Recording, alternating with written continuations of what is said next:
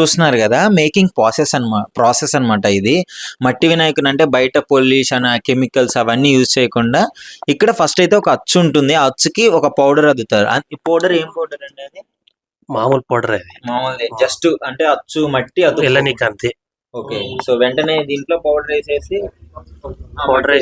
మట్టి వేయాలి. ఇట్లా మట్టి ఇట్లా రౌండ్ గా కలిపేసి. ఓకే, ఇప్పుడు చూస్తున్నారు కదా, మట్టిని మొత్తం మౌల్ చేసేస్తున్నారు. ఒక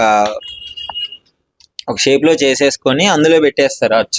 అచ్చులోకి పెట్టేసి క్లియర్ గా అది ఆ అచ్చుకు తగ్గట్టు దాన్ని సరి చేసుకుంటున్నాడు అంకుల్. ఒకసారి చూడండి ఎట్లా మేక్ చేస్తున్నాడో. సో ఆ ప్రాసెస్ అన్నమాట ఇది.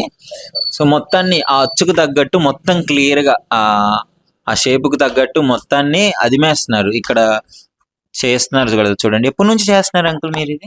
నేను దగ్గర 15 సంవత్సరాల నుంచి చేస్తున్నా. 15 సంవత్సరాల నుంచి ఇదే పని చేస్తాను. ఓకే. మట్టి వినాయకులే ప్రతిసారి వినాయకులు చేస్తా. ఏంటి అంటే ఏమైనా ఇన్స్పిరేషనా, లేదంటే నేచర్ కు మంచిగా మట్టితో చేస్తే ఎలాంటి ప్రాబ్లమ్స్ ఉండవు కదా, అట్లనా?